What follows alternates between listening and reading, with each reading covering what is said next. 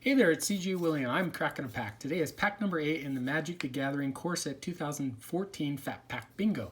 Check out my preview video for the explanation on how the Core Set 2014 Fat Pack Bingo will work.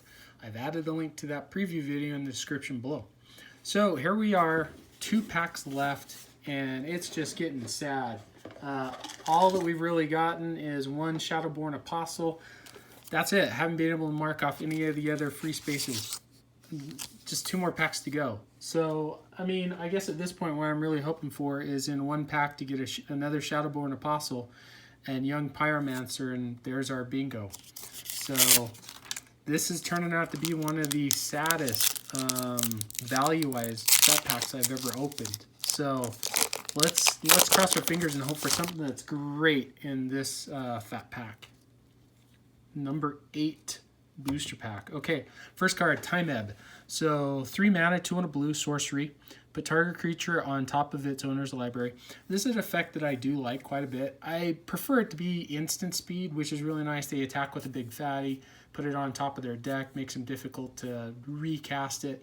Usually at sorcerer speed, it's going to get me a blocker, but then, going to get a blocker out of the way for me to get an attack in. But more than likely, they're just going to replay it the next turn. So although it's a fun card in blue, I prefer it to be a little cheaper and at instant speed. Next card is Smelt, 1 red, instant, destroy target artifact. It has some utility. I mean, at instant speed, I prefer maybe to have to pay 2 mana and have the choice between an artifact or an enchantment. Though in red, for a single red mana, it's nice to have. Here we go. Maybe we'll have a string of single mana cards.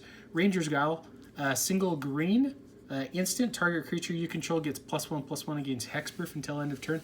I love Ranger's Guile. In many of my green decks, I will play Ranger's Guile. A cheap protect spell in green is awesome. It fell off a little bit because of Blossoming Defense, which is an uncommon for 1 single green creature gets +2/+2 and has hexproof. It's a little bit more difficult to find Blossoming Defense because it is an uncommon. A lot of people like to use it as an upgrade. I still think Ranger's Guile is a great card to play. Hunt the Weak, 3 and a green, sorcery, put a +1/+1 counter on target creature you control, then that creature fights target creature you don't control. For a common card in draft or limited from a very casual Magic player viewpoint, this is a great card. Buffs one of your creatures, more than likely is going to kill an opponent's creature. I like Hunt the Weak. I use the effect in some of my casual decks, but I'm using cards that are a little bit cheaper and maybe instant speed like a Pounce, or there is some more of the what they call bite effects, where your creature deals damage but it doesn't receive any damage back from the opponent's creature. Shaundras Outreach, 2 and 2 red. For an instant, Shaundras Outreach deals 4 damage to target creature and 2 damage to that creature's controller.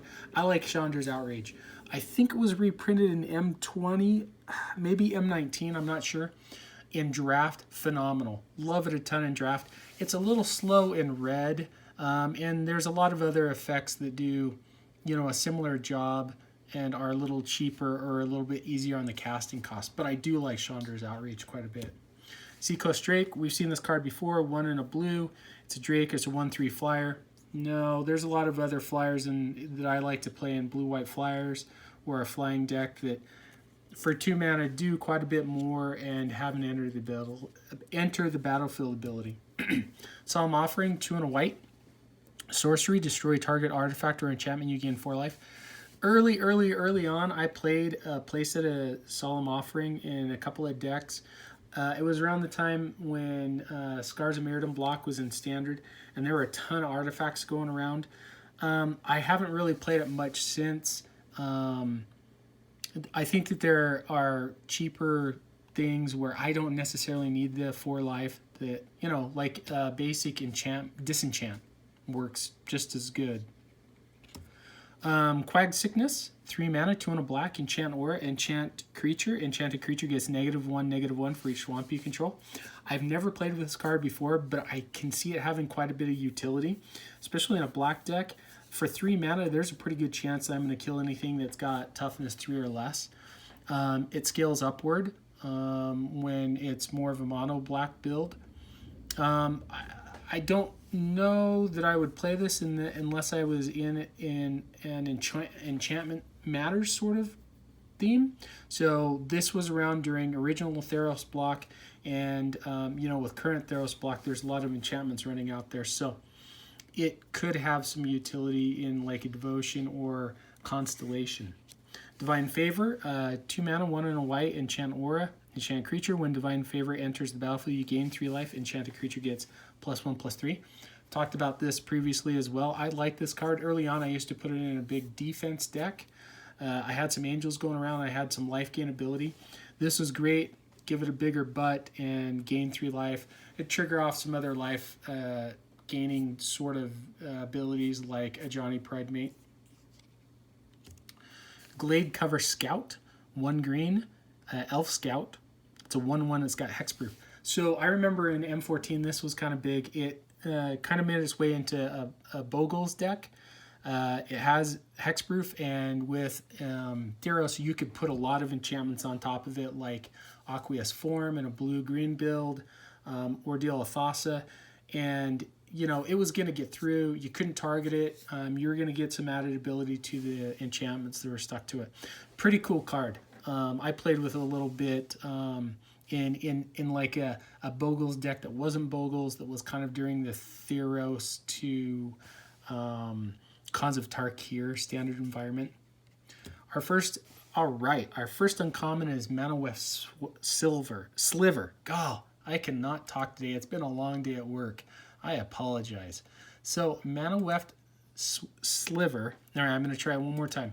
Mana Weft Sliver is 1 and a green. It's a Sliver. It's a 1/1. Sliver creatures you control have tap, add 1 mana of any color to your mana pool.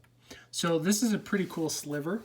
It's about $2 in value right now. So we finally get a mark off a bingo square. I think I'm more excited and tongue-tied over marking off a bingo square than I am talking about Mana Weft Sliver. So I've seen Mana Weft Sliver played quite often in Sliver builds because most Sliver decks want to run 5 colors. This gives you the ability to run it. Base green, you play this guy, and then you're able to tap for any mana in your mana pool. Any color of mana in your mana pool. So really, really awesome that we get a mark off a bingo square and get a card that's about $2 in value. Next uncommon is Water Servant. So 4 mana, 2 and 2 blue, elemental. It's a 3/4.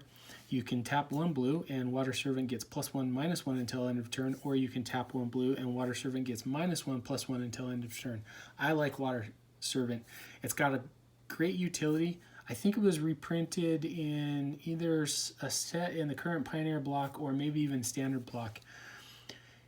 Whatever you need on defense or even on offense, by paying the 1 blue mana and making the adjustment, Water Servant's a great card. It's a card that I've played in draft quite a bit. I don't have a current kind of 60 card deck that runs Water Servant, but I have played it in draft and I've liked it a ton. Our final uncommon is Sengir Vampire. This is a classic. 5 mana, 3 and 2 black. You get a vampire that's a 4/4 flyer. Whenever a creature dealt damage by Sengir Vampire this turn dies, put a +1/+1 counter on Sengir Vampire. I've played with Sengir Vampire in any draft environment or sealed environment that's been in. I really, really like it. For a long time, I had a vampire deck that used the Slith ability, kind of like what it is there. When it deals combat damage, you put a +1/+1 counter on it. There are a bunch of those vampires running around in black and red in the Innistrad block. With it being a flyer and with it dealing, damage to a creature, it's going to get bigger. I really wish it had the ability that some of the vampires in Innistrad had, that if it deals damage to a player, it can get bigger. Though I could see where that'd get out of hand with a flyer. It can't be blocked. Pretty soon you'd have this huge uncontrollable flyer. So a lot of really cool uncommons. All right, since we're going to be able to mark off the Sliver, we're going to mark off the free. Can we get something else? Let's make this 3 bingo squares in a row. If we get a Planeswalker, we'll have bingo. So I'm super excited about this. What do we have? Burning Earth. Well, we didn't quite do it on that. So Burning Earth is 4 mana, 3 in a red enchantment. Whenever a player taps a non-basic land for mana, Burning Earth deals 1 damage to that player. So I haven't really played with Burning Earth. Don't know much about the card. Unfortunately, it's not going to really make it into too many decks that I play, simply because in my play group, there aren't a ton of non-basic lands running around. I mean, we basically build our decks based upon what we open. It's rare that any of us has a ton of non-basic lands. Most of those are rare. And so, I mean, it's most of the time I'm either playing or my opponent in my play group is playing just basic lands. There's a couple of us that do feature those, so occasionally it's going to do a damage here or there. But I suppose if, you know, from a casual Magic standpoint, if you're playing against a play group or friends that run a lot of non-basics, maybe this has some utility. I don't know. It's not something I'm super excited on. And then we've got our mountain, and not even a token, but another ad card. So favorite card out of this pack.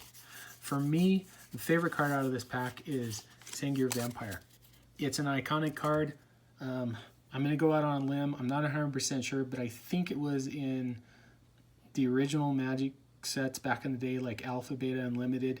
I might be wrong. It may have been introduced a little bit after that, maybe in the Dark or Homelands. It's a great card. Like I said, anytime I find it in draft or sealed, I'm playing it. 4/4 flyer with nothing else in black is awesome already, but the ability, if it does damage to creatures, is going to get bigger. This is a great card. I really, really like Sengir Vampire. Okay, so hope you enjoyed the video. If you did like it, please subscribe and share. Take some time in the comment section to tell me what your favorite or best card out of the pack was.